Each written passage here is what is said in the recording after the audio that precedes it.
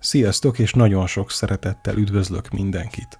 Én Hak Dominik vagyok, ez pedig a harmadik űr vallásokkal és egyházakkal foglalkozó videósorozata. A mai adásban a hinduizmusról lesz szó.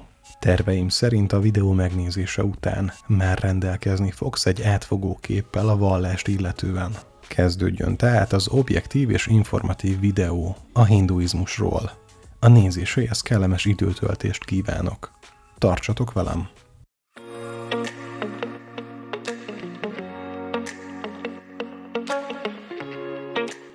A hinduizmus a világtörténelem legrégebb óta fennmaradó intézményesített és jelenleg is aktív vallása, ami a videó elkészítésekor valamivel több mint 1 milliárd követővel rendelkezik.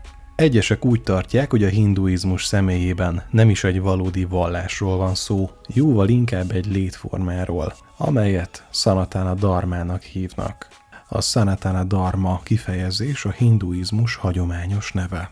A szanszkrit kifejezés szó szerint örök törvényt vagy örök vallást jelent, és egészen pontosan azt a vallási és filozófiai rendszert jelöli, amely az indiai szubkontinensen már több ezer éve létezik. A Sanatana Dharma magában foglalja a hinduizmus alapelveit, a hitet és annak gyakorlását, illetve a hindu filozófiát és etikát. A Sanatana Dharma hangsúlyozza a spirituális igazságok időtlenségét, és azt az elképzelést, hogy ezek az igazságok az emberi létezés alapvető részét képezik, függetlenül attól, hogy milyen vallási vagy kulturális környezetben találjuk meg őket.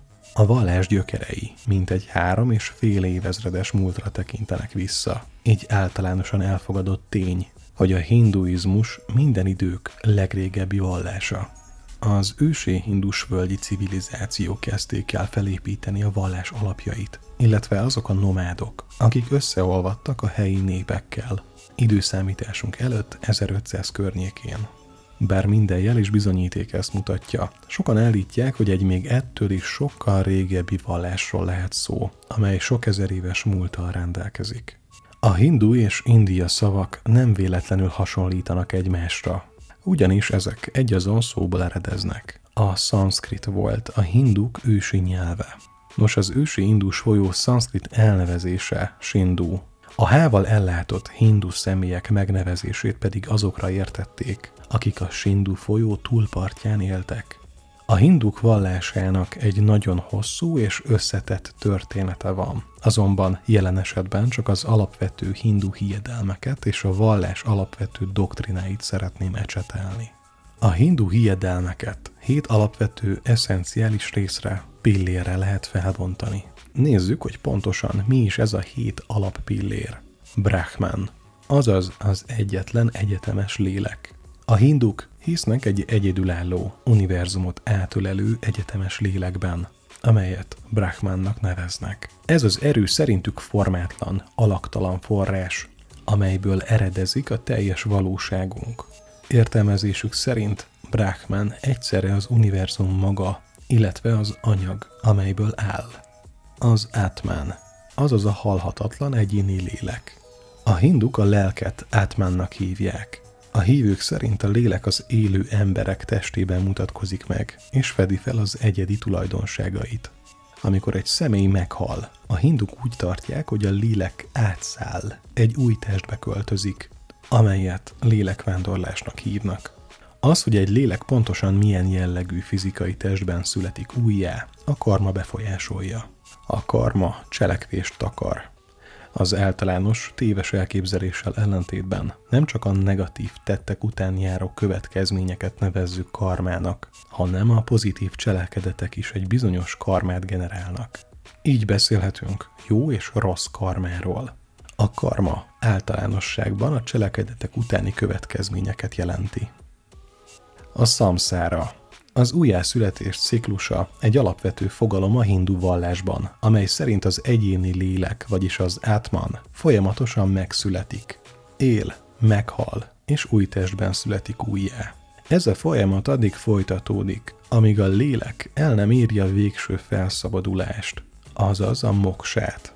A moksába vetett hit a hindu lét fő célja. A fő cél ugyanis, hogy az ember visszatérjen a Brahmanhoz. Ha ezt egy hindu megteszi, akkor úgy gondolják, hogy felszabadul a lelke a halál körforgásából. Ezt csak is úgy lehet elérni, hogyha az egyének felismerik és egységesen tudnak élni a Brahmannál, a dharma által. Ehhez köthető a hinduk egy híres imája, amely úgy hangzik, hogy vezess el engem a valótlantól a valóságig.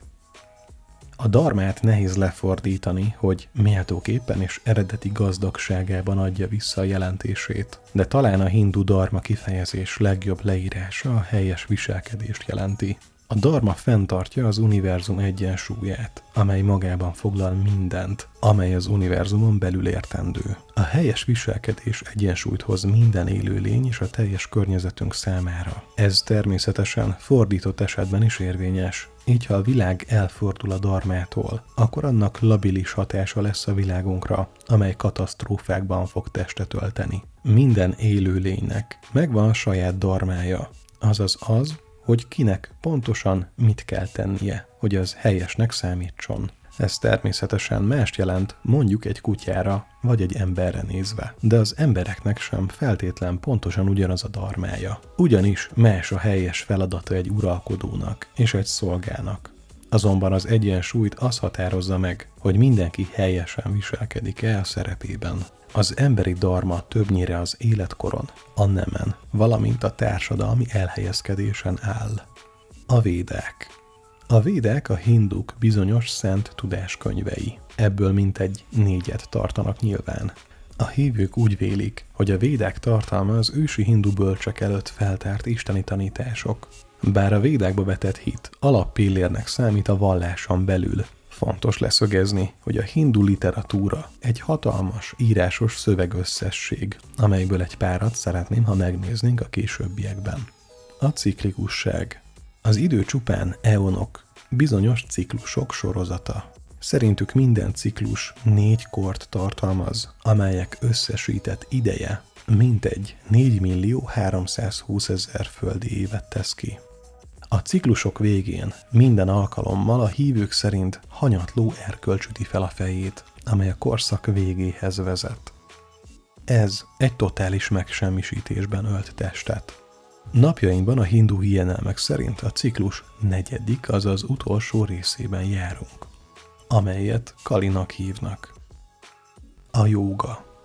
A jóga a szanszkrit júj szóból származik, amely egyesülést vagy összekapcsolódást jelent. A jóga célja az egyéni lélek, vagyis az átmán egyesítése az univerzális lélekkel, azaz a Brahmannal. A jóga különböző formákat ölt, mindegyik más módszerekkel segíti a spirituális fejlődést. A hátha jóga a fizikai gyakorlatokra és ászanákra, vagyis testtartásokra koncentrál, amelyek erősítik a testet és felkészítik azt a meditációra. A hátha jóga fontos része a légző gyakorlatok végzése, amely segíti a belső energiák irányítását. A rádzsa jóga. Gyakran nevezik a királyi útnak is. Ez a meditáció és a tudatosság fejlesztésének útja. A rádzsa jóga 8 lépésből áll. Az erkölcsi előírások, a személyes szabályok, a testhelyzetek, a légző gyakorlatok, az érzékek visszavonása, a koncentráció, a meditáció és az önvalóval való egyesülés. A gyána jóga a tudás és bölcsesség útja, mély filozófiai megértésen és az önvaló felismerésén keresztül vezet a megvilágosodáshoz. A karma jóga az önzetlen cselekvés útja. A karma jóga gyakorlója a tetteit úgy végzi, hogy nem vár érte jutalmat, hanem felajánlja őket önzetlenül. A bhakti jóga az odaadás útja, amely az Isten iránti mély szeretet és odaadás útján keresztül segít a spirituális megvilágosodás elérésében. A bhakti a szanszkrit bhai szóból származik, ami megosztást vagy odaadást jelent. A bhakti jóga különböző formákban jelenik meg.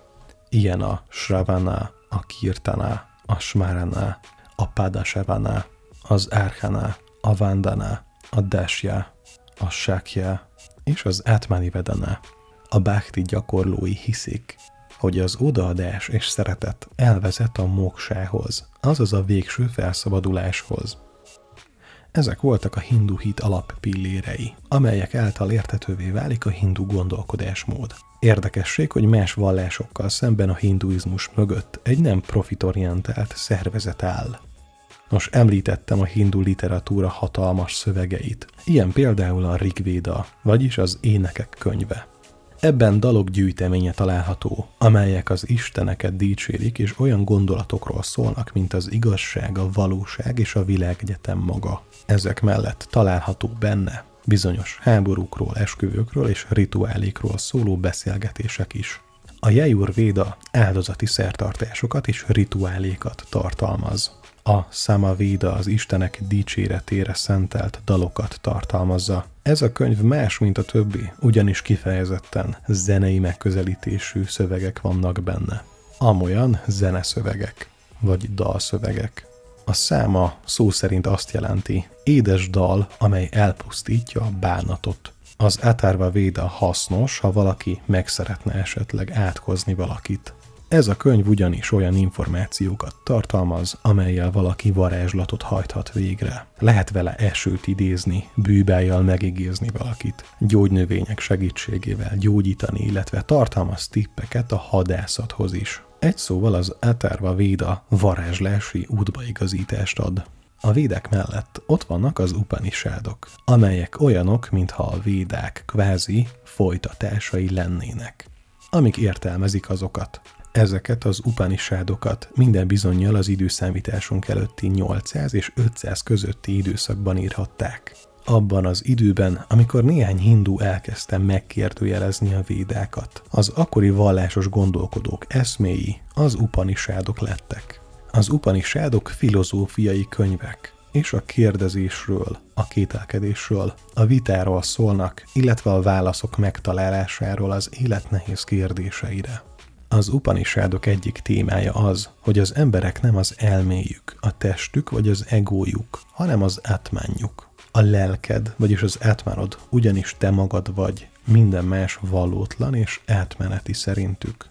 Nos, az említett szent szövegek mellett, vagyis a védák és az Upanishadokon túl vannak más kevésbé isteni, de mégis fontosnak tartott szövegek a hinduizmusban, amelyeket egyes hívők elengedhetetlennek gondolnak a vallás megértéséhez. Ide tartoznak a Puránák, a Bhagavad Gita, valamint a Ramayana és a Mahabharata szövegei. A Puránák olyanok, mint a hindu hiedelmek enciklopédiái, és az indiai vallási irodalom fontos részét képezik. A Purána szó jelentése ősi vagy régi történet. Ezek a szövegek elsősorban mítoszokat, legendákat, vallási tanításokat és történelmi eseményeket tartalmaznak. A Puránák különböző istenek és istennők történeteit mesélik el, és segítenek a vallási hagyományok és tanítások továbbadásában. A főbb Puránák közé tartoznak a következők: Brahma Purána, Padma Purána, Vishnu Purána, Shiva Purána, Bhagavata Purána, Narada Purána, Markandeya Purána, Agni Purata, Bhavishya Purána, Brahma Vaivarta Purána, Linga Purána, Vara Purána, Skanda Purána, Vamana Purána, Kurma Purána, Matsya Purána, Garuda Purána és Brahmanda Purána. Ezek a szövegek nem csak kifejezetten és általános értelemben vett vallásos, hanem valóban filozófiai, kulturális és történelmi témákat is tárgyalnak. Van szó benne hadsereg szervezésről, az adózásról, a kasztrendszerről, az istenekről, illetve egyes általános dolgokról is képesek egy átfogó képet nyújtani az indiai vallás és az indiai társadalom különböző vonatkozásaiban. A Bhagavad Gita, röviden Gita, a hinduizmus egyik legfontosabb szövege. A Bhagavad Gita története a Kurukshetra mezején játszódik, ahol két rokoncsalád, a Pandavák és a Kauravák csatára készülnek. Arjuna, a Pandavák egyik hőse, kétségbe esik és erkölcsi válságba kerül, amikor rájön, hogy a csata során saját rokonait, tanárait és barátait kell megölnie. Ekkor Krishna megvilágosítja Arjunát az élet, a kötelesség, a helyes cselekvés és a szellemi bölcsesség kérdéseiről. A Gita fő tanításai 4 különböző aspektus mentén értelmezhetőek. Ezek a dharma, a karma, a dhyana és a bhakti. A dharma a kötelesség, ugyanis Arjunának végre kell hajtania a harcos kötelességeit, még akkor is, ha az nehéz és fájdalmas. A karma a cselekvés. A cselekvés nem kerülhető el, de azt kötelességtudattal és önzetlenül kell végezni. A gyána a tudás. Az igazi tudás az, amely felismeri az önvalót és annak kapcsolatát az istenséggel. A bhakti az odaadás. Az odaadás az egyik legmagasabb szintű vallásos gyakorlat. A Bhagavad Gita szintetizálja a 3 fő hindu filozófiai rendszert. A jogát, a szankhját és a védantát, és így egy átfogó képet nyújt a hindu szellemi gondolkodásról.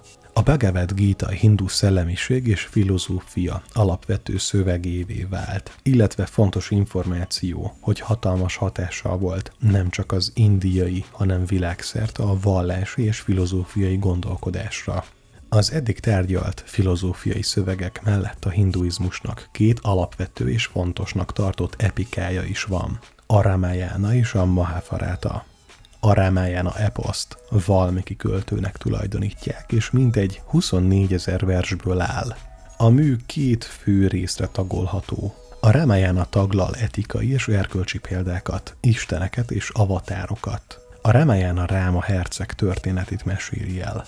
Az eposzban olvashatunk a herceg 14 éves számüzetéséről, feleségének elrablásáról, a Ravana démonnal vívott csatájáról és a félelmetes majom társáról, Hanumanról. A második fontos eposz a Mahabharata. A Mahabharata történetét hagyományosan Vyasa bölcsnek tulajdonítják, és mintegy 100 000 versből áll. Így az egyik leghosszabb eposz a világon. Terjedelmében nagyjából 5-szöröse a Bibliának, és 8-szoros az Iliász és Odüsszeia hosszának együttvéve. A Mahabharata fő története a Kuru dinasztia 2 ágáról szól, és a Pandavák, illetve Kauravák közti viszályt és háborút meséli el. A Mahabharata mélyrehatóan tárgyalja a dharma, vagyis a kötelesség, erkölcs és törvény fogalmát, illetve bemutatja, hogy milyen bonyolult és sokrétű lehet az élet különböző helyzetekben. Van benne szó többek között a gyilkosságról, árulásról, a szerelemről, a szerelmi gyilkosságról és a nagy csatákról is. Összefoglalva, a Ramayánában és a Mahabharátában végigfutó téma az,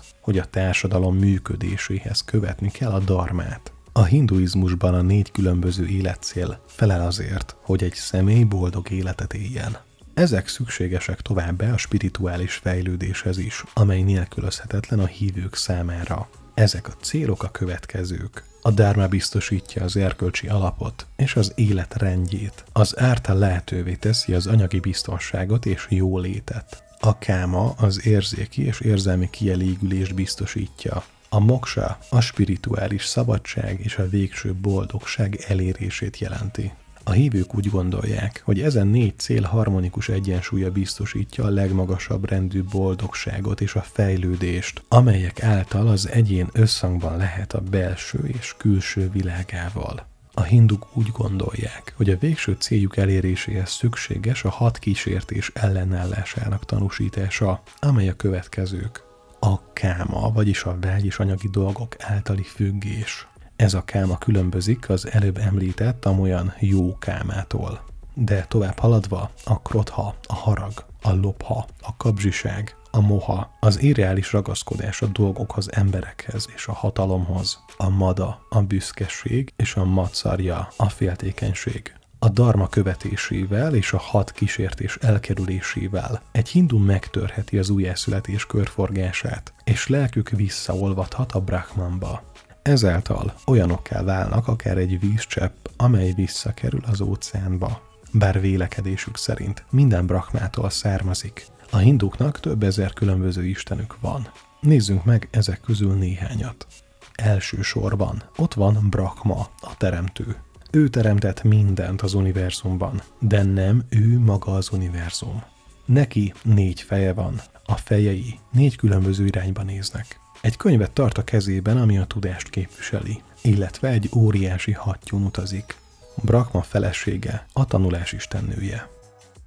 Ott van Visnu, a megőrző, a hindu szent háromság második tagja. Megőrzi a Brahma által teremtett világot, amíg Síva el nem pusztítja azt. Vishnu kezében egy diszkosz van, amivel levág mindenkit, aki tiszteletlen a dharmával szemben.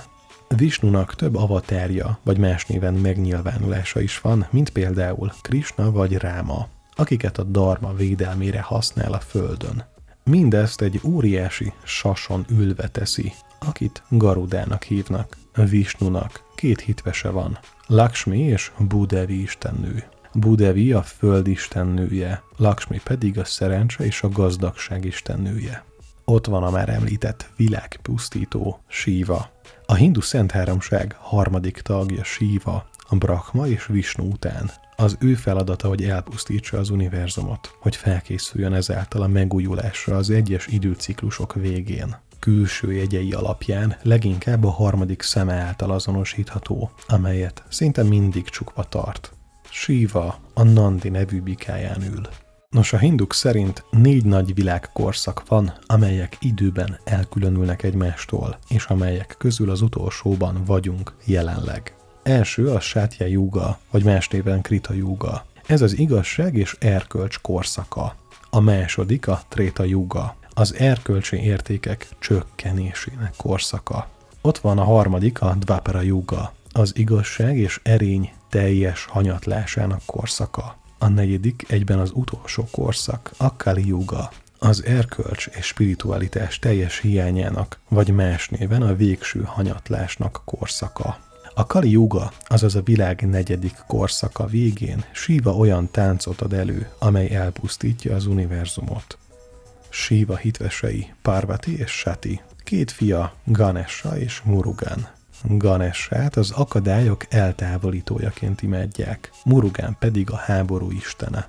Ganesha különleges helyet foglal el a hinduk szívében, ugyanis a hívők szerint ő a problémák megoldója, az akadályok elhárítója. Az elefánt feje által könnyen beazonosítható. Az erről szóló történet a következő.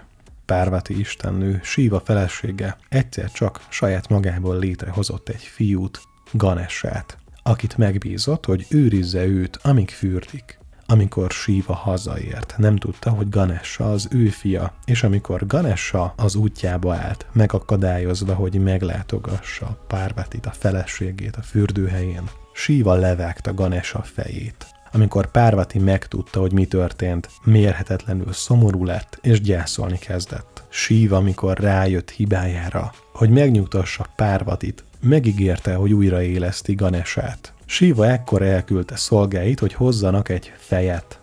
A szolgák szerették a munka könnyebb végét megfogni, így miután először egy elefánttal találkoztak, elhozták annak a fejét.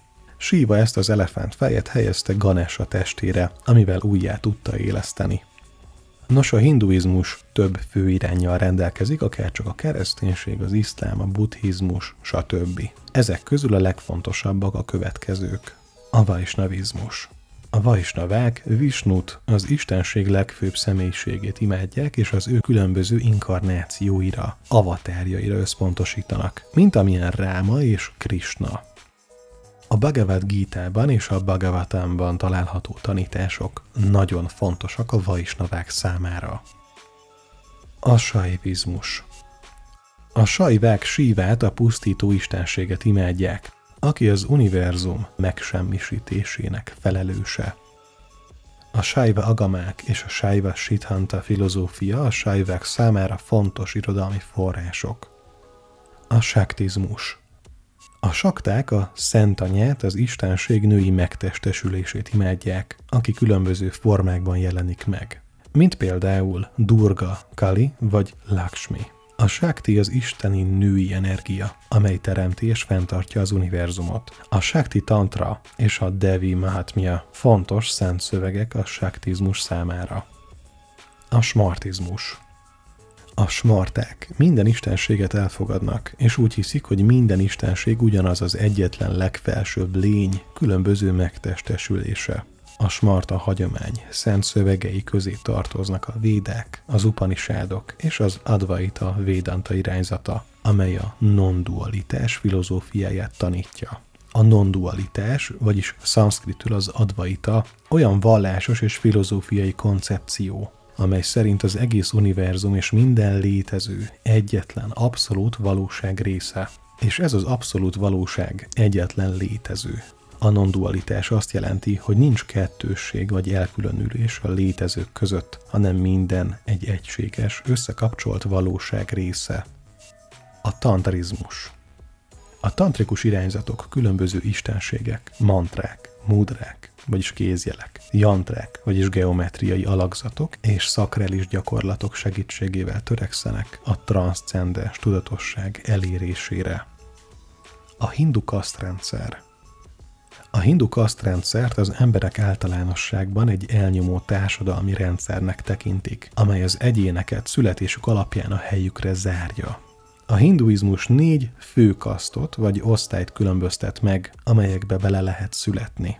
A brahminok, a papok, a kshatriyák, a harcosok, a vaishyák, a kereskedők, és végül a sudrák, a kétkezi munkások. A Rigvéda 10. mandalájában található Purusha Suktában van egy rész, amely a világ teremtésének mítikus leírása mellett megemlíti az emberi lény különböző részeit, amelyekből a társadalom különböző osztályai erednek. Ez a rész gyakran kapcsolódik a későbbi kasztrendszerhez és annak hagyományos magyarázatához.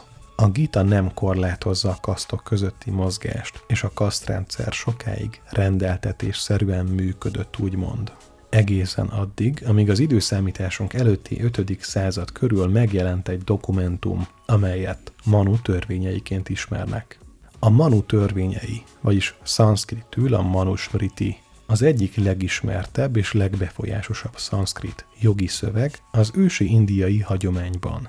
A Manu törvényei az indiai jogi hagyomány egyik alapvető műve, amelyet hosszú időn keresztül szentnek és kötelező erejűnek tekintettek a hindu társadalomban.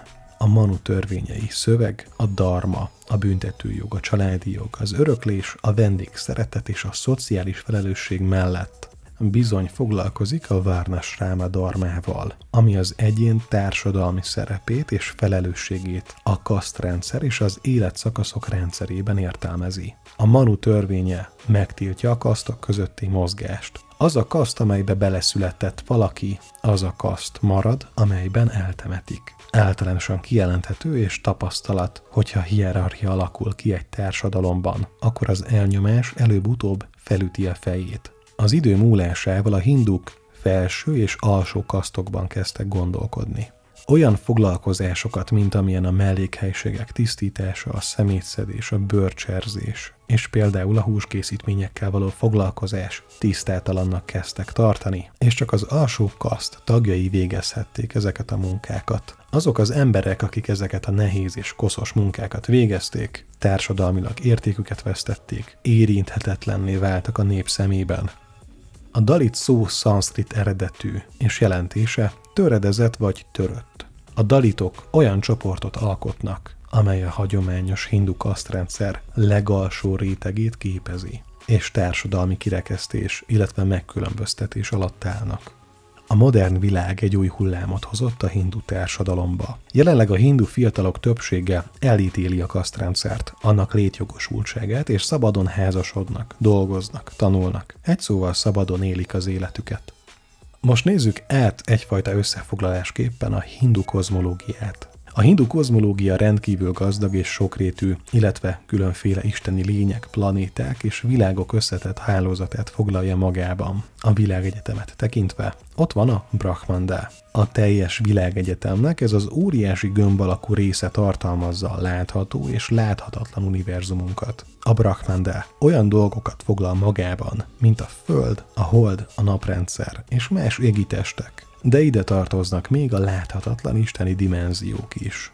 A világok és dimenziók csoportosítása a következő. A lokakék az anyagi világ, amelyben élünk. A talas a föld alatti világok és dimenziók. A svárlok vagy devalok az isteni vagy mennyei világok, amelyekben az istenek és más isteni lények laknak. A buvárlok a köztes világok, amelyek az anyagi és az isteni dimenziók között helyezkednek el. A brahmalok, Brahma isten lakhelye, aki az univerzum teremtéséért felelős. Most nézzük a világrendet és a törvényeket, amelyeket már említettem, de összefoglalóan. Ott van a dharma, vagyis az univerzum törvényei és rendje, amelyek meghatározzák az élet szabályait és a társadalmi rendet egyaránt.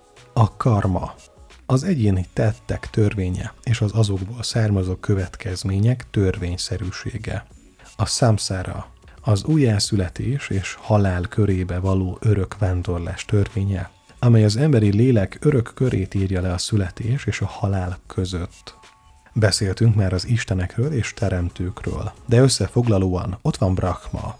Ő a teremtő isten, aki létrehozta az univerzumot és az életet. Ott van Vishnu, a fenntartó, aki gondoskodik az univerzum fenntartásáról és az élet folyamatosságáról. Ott van Shiva, a pusztító. Ő az, aki felszámolja és újraépíti az univerzumot, valamint az egyén lelki fejlődésért felel. Ott vannak a dévák és a dévik, az istenek és istennők, akik különböző feladatokat és területeket képviselnek az univerzumban. Beszéltünk a szent szövegekről is. Összefoglalóan ott vannak a védák, az ősi szentírások, amelyekben a világ és az emberi élet alapelvei és törvényei vannak leírva. Ebből 4 létezik. Ott vannak a puránák, vagyis a mitológiai szentírások, amelyekben a világ teremtése, istenek élete és más mitológiai történetek vannak leírva. Ott vannak az upanishádok, a filozófiai szentírások, amelyekben a világ lényege és a lelki megvilágosodás útja van leírva. Ezek voltak tehát a hinduizmus alapjai. Azonban fontos megemlítenem, hogy a videóban szereplő információk még csak közel sem fednek le mindent. A hinduizmus a világ egyik legösszetettebb vallása, amely hatalmas történelemmel és meglehetősen színes tanítással bír. A hinduizmus egyszerűen túl sokszínű, túl mély, hogy egy kis idő alatt teljesen átlátható legyen. De ennek a lenyűgöző és ősi vallásnak az alapjait megtanulva betekintést nyerhetünk több mint 1 milliárd ember életébe, hitrendszerébe, és megtalálhatjuk azt a bizonyos szemüveget, amin keresztül látják a hinduk a világunkat. A videó végéhez értünk. Őszintén remélem, hogy a bemutató elnyerte a tetszésedet és a hasznodra vált. Köszönöm, hogy velem tartottál. Amennyiben tetszett a videó, kérlek iratkozz fel, lájkolj, valamint oszd meg a barátaiddal, ha érdekesnek találtad. További kellemes napot kívánok. Sziasztok!